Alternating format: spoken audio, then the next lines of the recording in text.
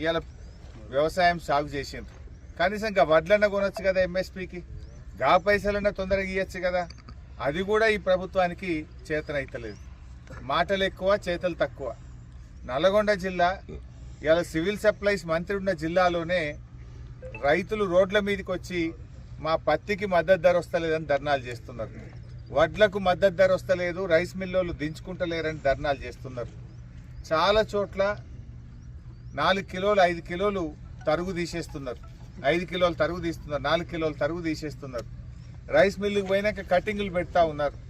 ఆనాడు తరుగని ఎగిరిన రేవంత్ రెడ్డి ఇవాళ క్వింటల్కు 5 కిలోలు తరుగు తీసినా నోరు ఇప్తలేడు, పెదవులు ఇప్తలేడు.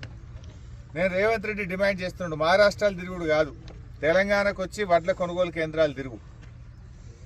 మంత్రులు కూడా ఒకళ్ళేమో జార్ఖండ్లో తిరుగుతుండ్రు, ఒకళ్ళు కేరళలో తిరుగుతుండ్రు, ఇంకోళ్ళు మహారాష్ట్రలో తిరుగుతుండ్రు.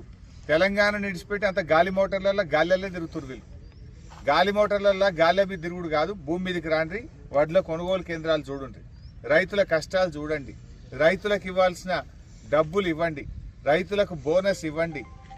నేను అడుగుతున్న నల్గొండ జిల్లాలో ఇయ్యాలటి వరకు 1 కిలో సన్నవడ్లు కొన్నారా మీరు? 1 కిలో.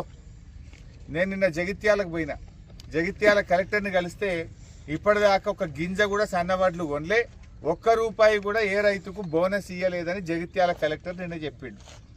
నల్గొండలో అడుగుతున్నాను నేను, ఇవాళ నల్గొండ జిల్లాలో ఇయ్యాలటి వరకు యాన్నన్న 1 కిలో సన్నవడ్లు కొన్నారా? ఏ రైతు కన్నా 1 రూపాయి బోనస్ ఇచ్చిండ్రా? అంటే బోనస్ బోగస్ అయింది.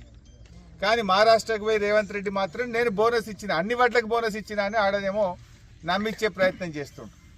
ఈడ నా దొడ్డుకు లేదు, నా సన్నానికి లేదు. ఇయ్యాలటి వరకు నల్గొండల కిలో కొనపోతివి, జగిత్యాలో కిలో కొనపోతివి, ఏడొక్క వడ్లు కొన్నది లేదు, ఏ ఒక్క రైతుకు బోనస్ ఇచ్చింది లేదు. మాటలు మాత్రం కోటలు దాటుతున్నాయి, నీ చేతలు గడప దాటలేదు.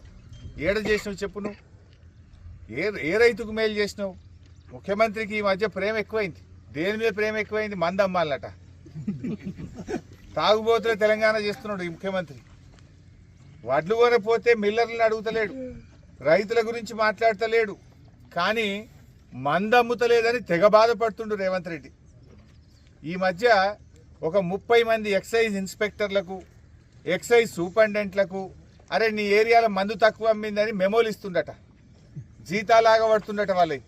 అంటే బాగా మందు అమ్ముండ్రి, జనాన్ని బాగా తాగియండ్రి, ఊగిచ్చుర్రి, ఎంత ఎక్కువ తాగిస్తే అంత ప్రైజ్ ఇస్తాడట రేవంత్ రెడ్డి.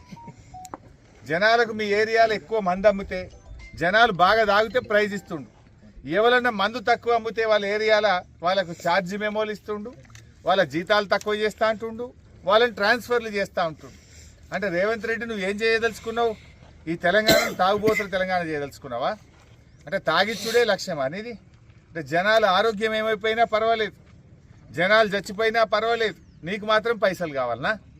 వడ్ల గురించి మాట్లాడవు కానీ మందు ఎందుకు అమ్ముతలేదని తెగ బాధపడుతుండు రేవంత్ రెడ్డి. అగో ఆ మందు అమ్ముతలేదని ఆయనకు బాగా రంది అవుతుందట. ఎవరెవరే ఇలాకాలో తక్కువ అమ్మింది, ఏ జిల్లాలో తక్కువ అమ్మింది, వాళ్ళని దొరకబట్టి వాళ్ళకి మెమోలు ఇచ్చుడు, వాళ్ళని తిట్టుడు, వాళ్ళ మీద ట్రాన్స్ఫర్లు చేసుడు, ఈ పని చేస్తుండ్రు రేవంత్ రెడ్డి. గిదా నువ్వు చేయాల్సిన పని. అంటే ఇవాళ గల్లీ గల్లీకో బెల్ట్ షాప్ అయింది. బెల్ట్ షాపులు ఇంకా పెంచి